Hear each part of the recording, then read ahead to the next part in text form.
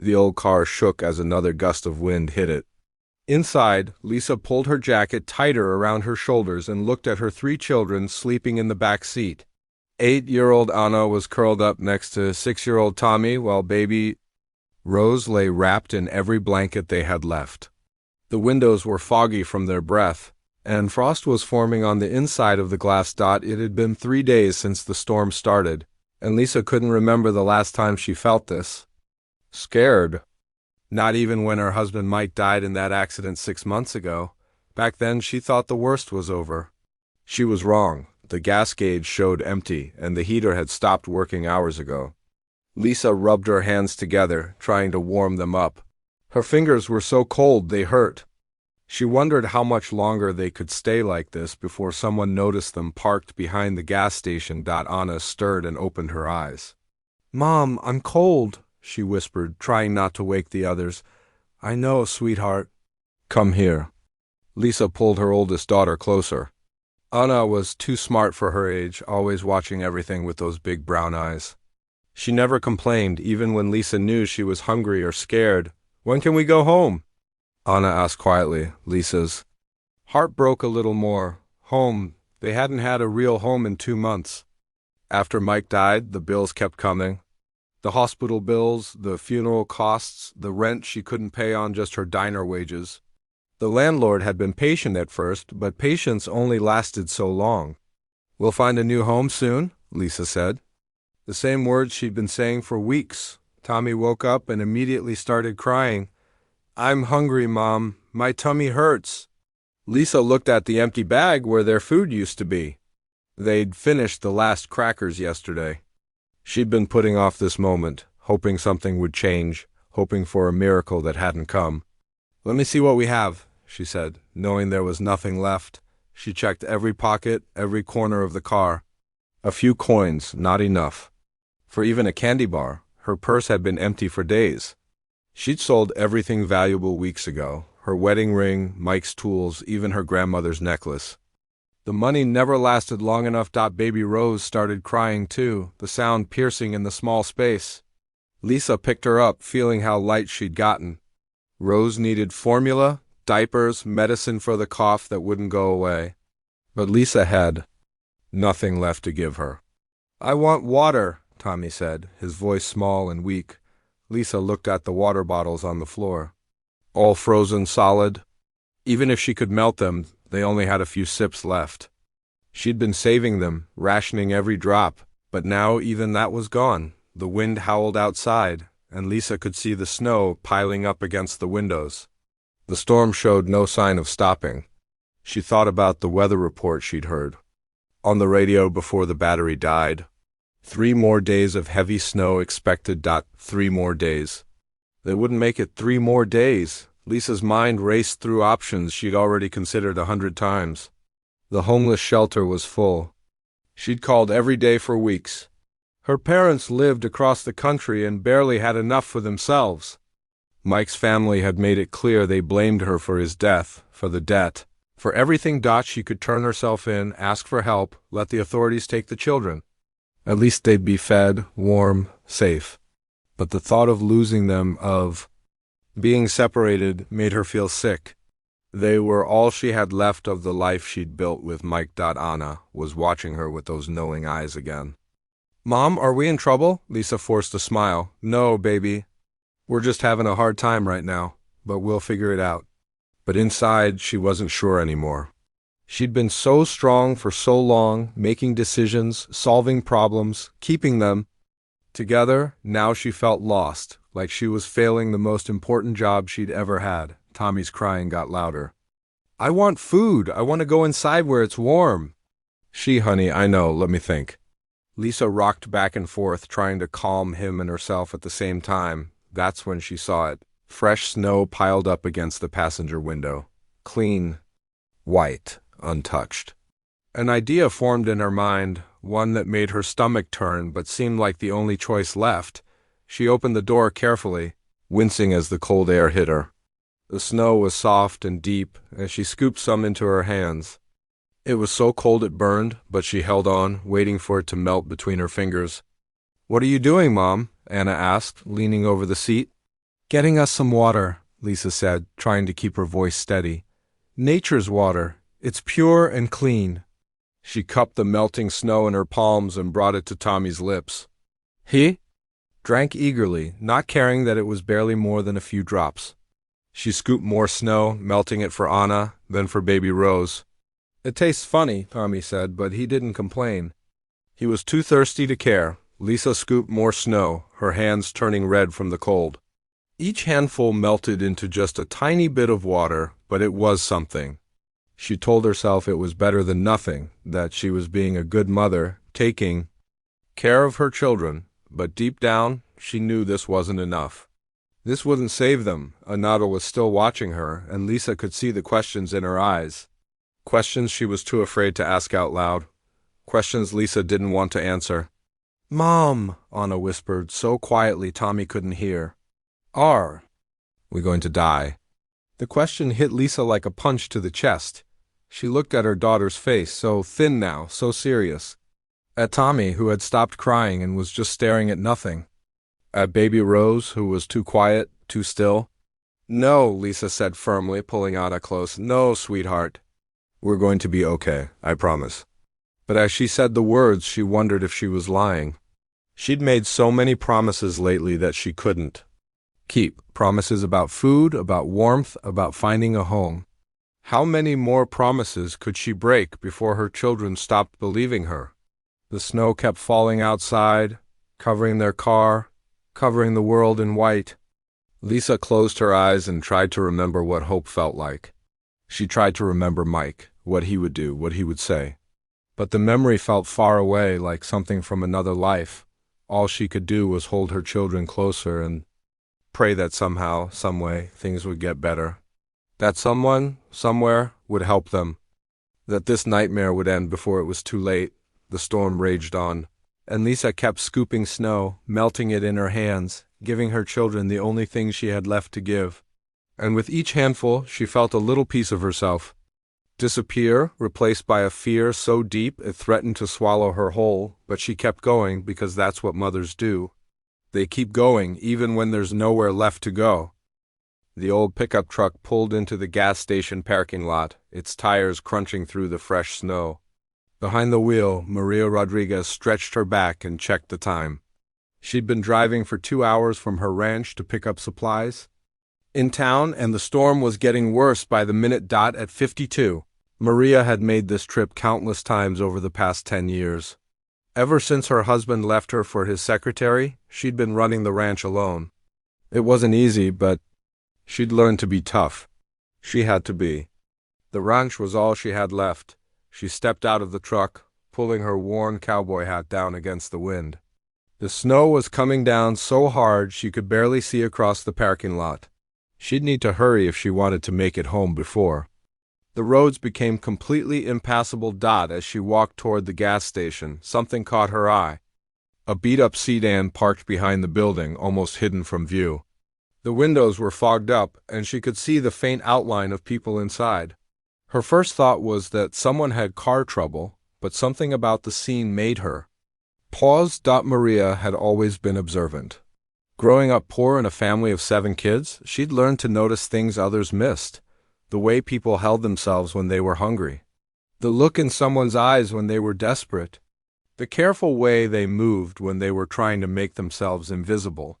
She filled up her truck and paid for her gas, but she couldn't stop thinking about the car. As she walked back outside, she saw a woman get out of the sedan. The woman was thin, too thin, and her clothes looked like she'd been wearing them for days. She was bending down, scooping snow into her hands. Maria stopped walking. She watched as the woman cupped the snow, waiting for it to melt, then carried the tiny bit of water back to the car. Through the foggy windows, she could see small faces. Children waiting for their mother to return. The scene hit Maria like a punch to the stomach. She remembered her own childhood, when her father couldn't find work and her mother would water down the soup to make it last longer.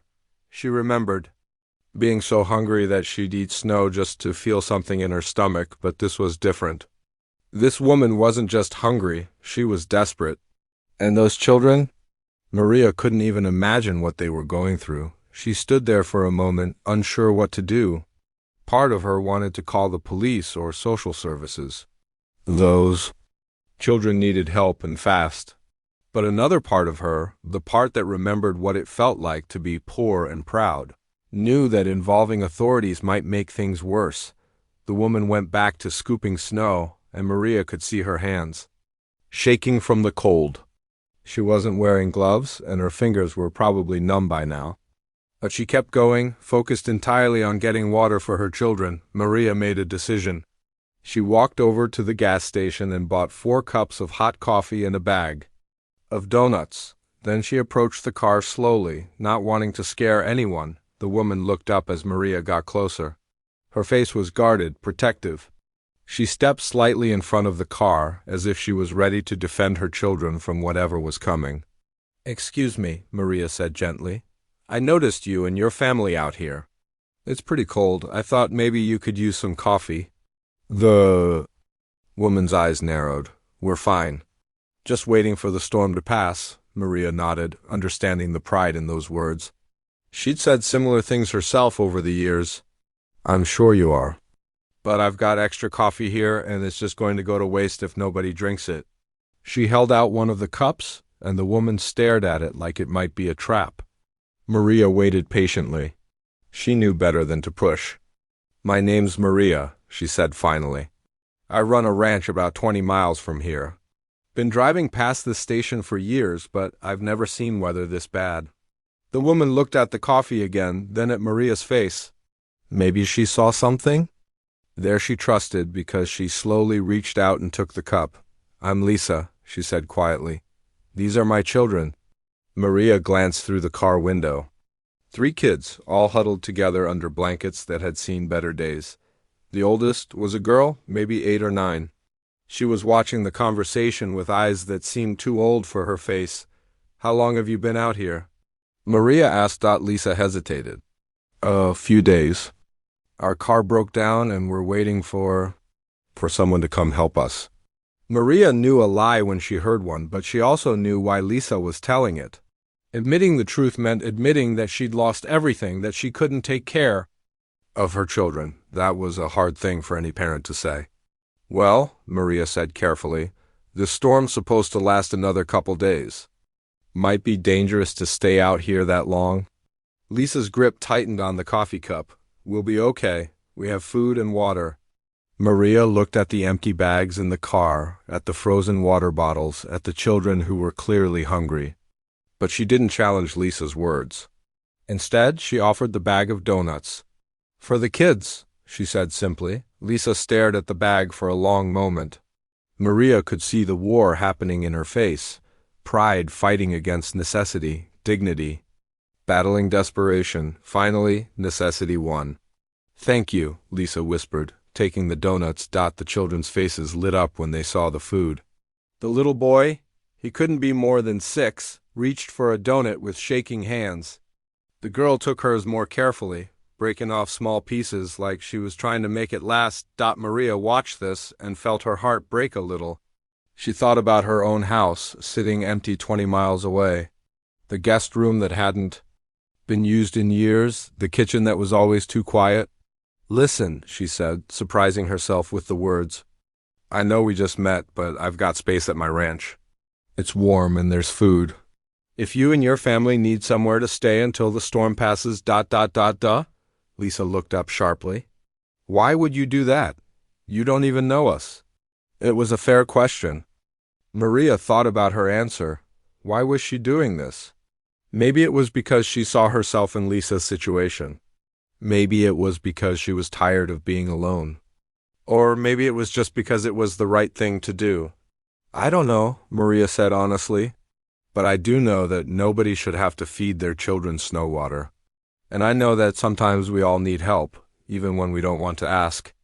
For it, Lisa was quiet for a long time. Maria could see her thinking, weighing options, trying to decide if this stranger could be trusted with her family's safety. "I can't pay you," Lisa said finally. "I don't have anything left." "I'm not asking for money," Maria replied. "I'm asking if you want to get your children somewhere warm and safe." The little boy had finished his donut and was looking at his mother with hopeful eyes. The girl was still eating slowly, savoring every bite. The baby was crying softly, a weak sound that made Maria's chest tight. "Just until the storm passes?" Lisa asked. "Just until the storm passes," Maria agreed, though something inside her hoped it might be longer than that. Lisa looked at her children again, then at the snow still falling around them. She took a deep breath and nodded. "Okay," she said. "Thank you." As Maria helped load the family's few belongings into her truck, she wondered what she'd gotten herself into. She'd been alone for so long, she'd forgotten what it was like to have people around. But looking at these children, seeing the relief in their mother's eyes, she knew she'd made the right choice. Sometimes the best decisions were the ones you made with your heart instead of your head. The drive to Maria's ranch felt like the longest 20 miles of Lisa's life. She sat in the passenger seat of the pickup truck, holding baby Rose while Anna and Tommy pressed their faces against the back window, watching the snow fall. The truck's heater worked perfectly, filling the cab with warm air that made Lisa realize just how cold they'd been. Maria drove carefully through the storm, her hands steady on the wheel. She'd been making this drive for 10 years, but tonight felt different. Tonight she had passengers who were counting on her to get them somewhere safe. "You okay back there?" Maria called to the children. "Yes, ma'am," Anna replied politely. She was always so careful with strangers, Lisa noticed. Too careful for an 8-year-old. Tommy was less reserved. "Do you really have a ranch with cows and horses?" Maria smiled. "Sure do. Got about 30 head of cattle and 2 horses. Old Jake and Buttercup. They're probably wondering where I am right now. Can we see them?" Tommy asked, excitement creeping into his voice for the first time in weeks. "We'll see," Maria said. "Depends on how the storm goes." Lisa watched the conversation, feeling a mix of gratitude and worry. Her children were already getting attached to this stranger, and she didn't know if that was good or bad. What if Maria changed her mind? What if she decided they were too much trouble? The ranch appeared through the snow like something from a picture book. A large wooden house with a wraparound porch sat in the middle of several acres. There was a red barn off to one side and a smaller cabin about 50 yards from the main house. Lights glowed warm and yellow in the windows. "Home sweet home," Maria said, pulling up to the main house. "Let me get you folks settled." She led them to the small cabin first. Lisa was surprised to see how nice it was inside. There was a living room with a fireplace, a small kitchen, and 2 bedrooms. Everything was clean and simple, but it felt like a palace compared to the back seat of their car. "This is where the ranch hands used to stay," Maria explained, turning on the lights. "Haven't had anyone working here in a few years, but I keep it ready just in case." Anna walked around the cabin slowly, touching things like she couldn't believe they were real. A real couch, a real table, a real bed in the back room. "The beds have clean sheets," Maria said. "And there's firewood stacked outside if you want to use the fireplace." Lisa stood in the middle of the living room, not sure what to do with her hands. She'd almost forgotten what it felt like to be inside a real house. "This is too much," she said quietly. "We can't take this?" "Why not?" Maria asked. "It's just sitting here empty otherwise. Because I can't pay you back. I don't have anything to give you." Maria looked at her for a long moment. "Did I ask you for anything?" "No, but then don't worry about it." Maria's voice was gentle but firm. "Right now, let's just focus on getting you and your kids warm and fed." Tommy had discovered the kitchen and was opening all the cabinets. "Mom, there's plates and cups and everything. Don't touch anything," Lisa said quickly. "Those aren't ours." "Actually," Maria said, "while you're staying here, they are yours. Use whatever you need." Lisa felt overwhelmed. She'd been on her own for so long, making every decision, handling every problem. Now this stranger was offering to take care of them, and Lisa didn't know how to react. "Let me go get some food from the main house," Maria said. "You folks must be hungry." While Maria was gone, Lisa sat on the couch and looked around. The cabin was small, but comfortable. There was a bookshelf with old paperbacks, a coffee table, made from a tree stump and curtains with tiny flowers on them. It felt like a home, something she'd almost forgotten existed. Anna climbed up next to her. Mom, is this real? I think so, baby. Are we going to stay here? Lisa didn't know how to answer that. Just for a little while, until the storm passes, and then what? Lisa pulled her daughter closer. I don't know yet, but we'll figure it out. Tommy was exploring the bedrooms, his voice echoing through the cabin. Mom, there's 2 beds, and they're so soft. Maria returned with bags of groceries and started unpacking them in the kitchen. Bread, milk, eggs, cheese, canned soup, crackers, fruit. More food than Lisa had seen in one place in months. I wasn't sure what the kids like, Maria said, so I brought a little of everything. We're not picky, Lisa said, watching Tommy's eyes grow wide at the sight of so much food. Can we eat now? Tommy asked. Please? Maria looked at Lisa. What do you think? Want me to make some grilled cheese sandwiches? Lisa nodded, not trusting her voice. She watched Maria move around the kitchen like she belonged there, getting out a pan, buttering bread, slicing cheese. The smell of cooking food filled the cabin, and Lisa felt something she hadn't felt in a long time: safety, while Maria cooked. Lisa gave baby Rose a bottle that Maria had brought. Rose drank eagerly, her tiny hands gripping the bottle like she was afraid it might disappear. She'd lost weight over the past few weeks, and Lisa had been terrified about what would happen if she couldn't find formula. She's beautiful, Maria said, glancing over at the baby. How old is she? 18 months, Lisa replied. She's usually more active than this, but she's been sick. We'll keep an eye on her. If she gets worse, there's a doctor in town. Lisa felt tears starting and blinked them back. She couldn't remember the last time someone had offered to help with her children's medical needs. The grilled cheese sandwiches were perfect, golden brown and crispy, with melted cheese oozing out the sides. Anna and Tommy ate like they hadn't seen food in days, which wasn't far from the truth. Lisa ate more slowly, savoring each bite. This is the best sandwich ever, Tommy declared, cheese on his chin. Maria laughed. I'm glad you like it. There's plenty more where that came from. After dinner, Maria helped Lisa get the children ready for bed. She found extra blankets and pillows, showed them how to work the shower, and made sure they had everything they needed. I'll be in the main house if you need anything, Maria said. Just call or come knock on the door. Thank you, Lisa said, the words feeling inadequate. For everything. I don't know why you're doing this for us, but thank you. Maria paused at the door. My father used to say that we're all just walking each other home. Sometimes it's your turn to help, sometimes it's your turn to be helped. After Maria left, Lisa tucked her children into real beds for the first time in 2 months. Anna and Tommy shared one room, and Lisa took Rose into the other. The sheets were clean and soft, and the mattress felt like heaven after weeks of sleeping in the car. Mom, Anna whispered from the other room. I like it here. Me too, baby, me too. Lisa lay awake for a long time, listening to her children's peaceful breathing. For the first time in months, they were warm and safe and fed. She didn't know what tomorrow would bring, but tonight, that was enough. Outside, the snow continued to fall, but inside the little cabin, everything was quiet and warm. Lisa closed her eyes and let herself hope that maybe, just maybe, things were finally going to be okay. 3 weeks had passed since the storm brought Lisa and her children to Maria's ranch. The snow had melted, spring was trying to break through, and life had settled into a rhythm that surprised both women.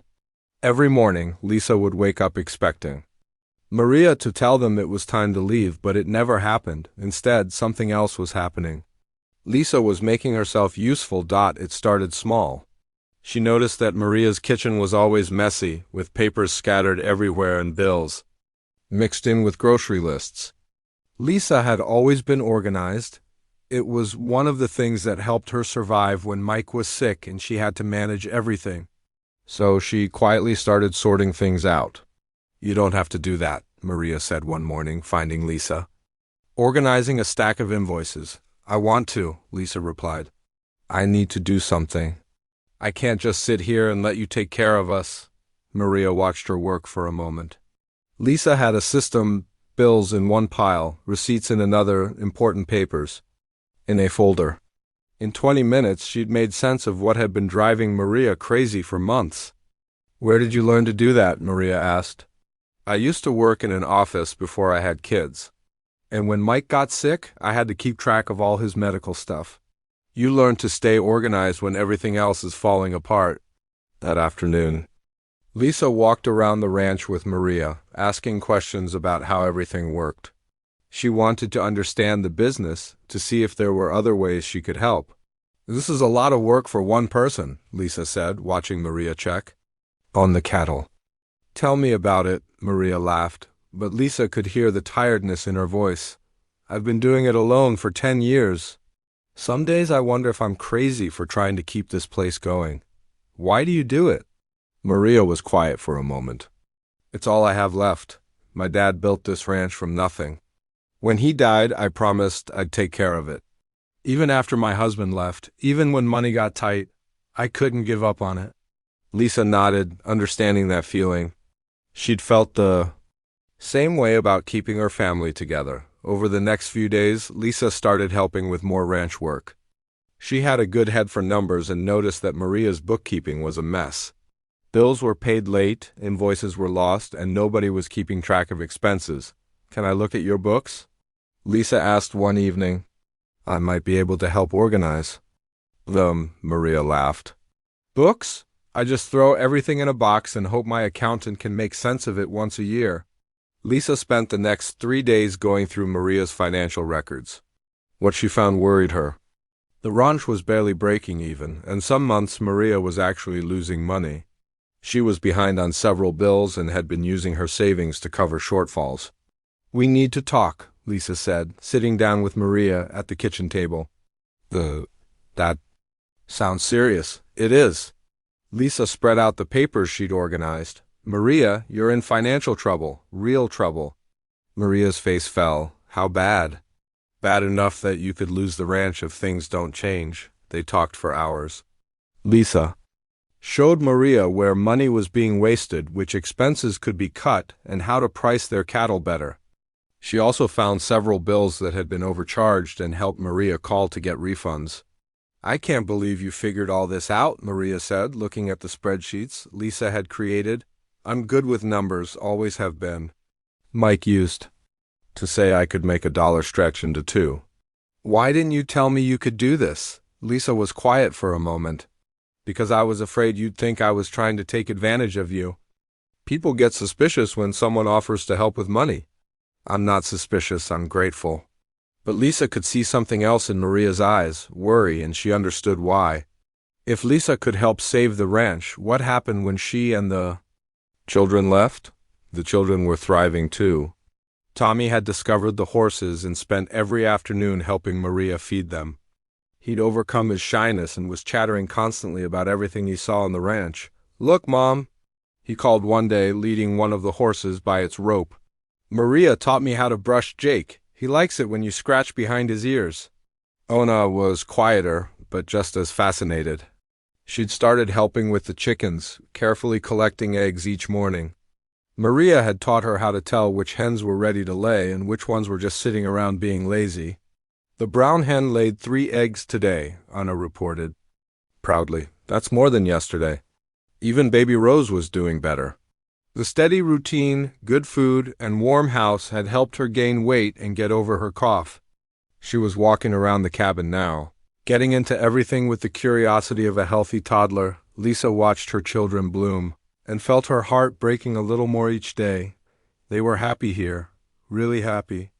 Tommy laughed more than he had since his father died. Anna was starting to act like a kid again instead of a worried adult. And Rose was thriving, but Lisa knew this couldn't last forever. Maria had been kind, but she was essentially a stranger. This was her home, her life. She couldn't be expected to support Lisa's family indefinitely. One evening, after the children were in bed, Lisa brought up the subject that had been worrying her. "Maria, I need to start looking for a job, a real job, and a place for us to live." Maria was washing dishes and didn't turn around. "Why?" "Because we can't stay here forever." You've been so generous, but we need to start taking care of ourselves. What if I don't want you to leave? Lisa stopped talking. She hadn't expected that. Maria dried her hands and turned around. What if I said I need you here, not just want, need? What do you mean?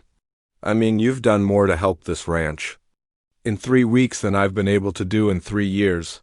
The books are organized, the bills are getting paid on time, and you've already found ways to save money. You're not just staying here for free, Lisa, you're earning your keep. Lisa felt tears starting, but I'm not a real ranch hand. I don't know anything about cattle or horses. You don't have to. You know about business, and right now, that's what this ranch needs most.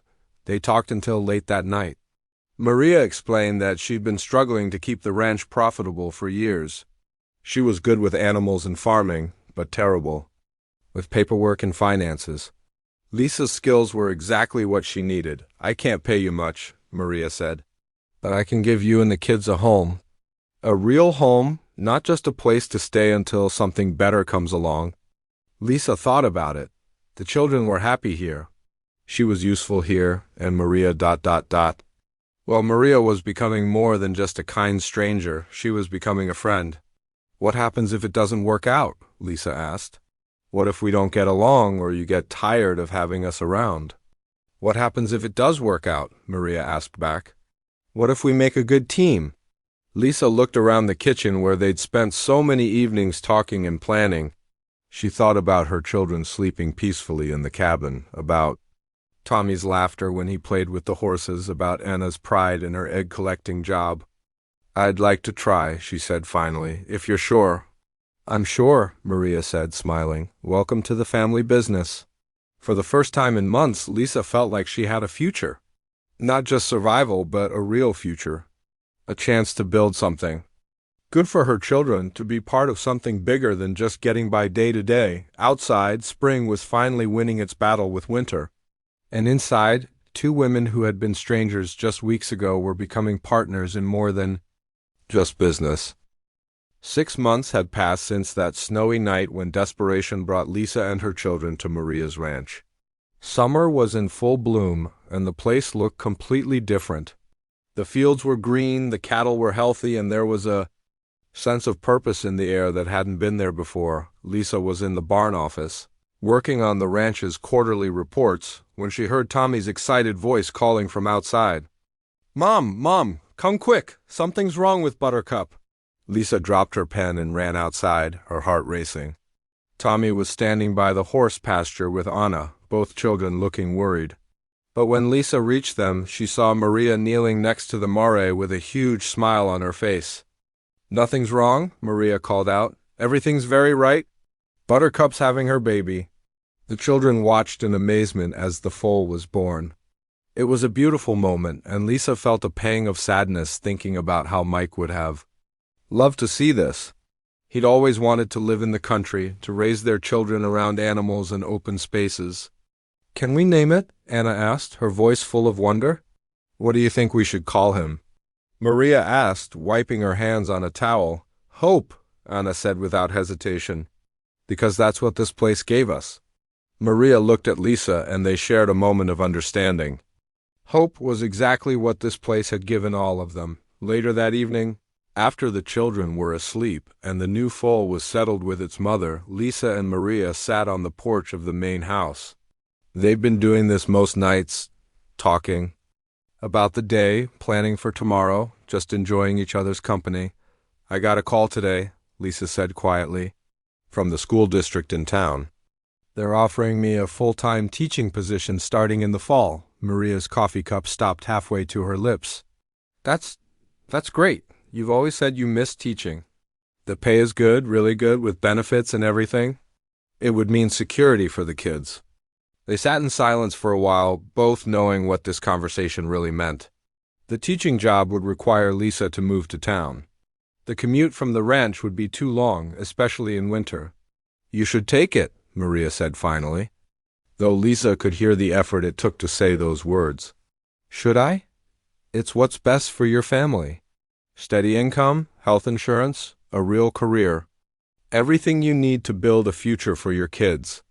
Lisa nodded, but her heart felt heavy. What about you? What about the ranch? I'll figure something out, I always do. But Lisa knew that wasn't true. Over the past 6 months, she'd become essential to the ranch's operation. She managed all the finances, handled the marketing for their cattle sales, and had even started a small side business selling fresh eggs and vegetables to restaurants in town. The ranch was finally profitable, but only because they worked together. Maria, Lisa said carefully, what if there was another option? What do you mean? What if I took the teaching job, but we found a way to make everything else work too? They talked until late into the night, exploring possibilities. What if Lisa commuted during the week and came back on weekends? What if they hired someone to help Maria during the week? What if they expanded the ranch's business to generate more income? But every option seemed complicated and uncertain. Lisa had learned not to count on uncertain things. The next morning brought an unexpected visitor. A man in an expensive suit drove up to the ranch in a black sedan that looked completely out of place among the pickup trucks and farm equipment. Are you Maria Rodriguez? He asked, getting out of his car. That's me. What can I do for you?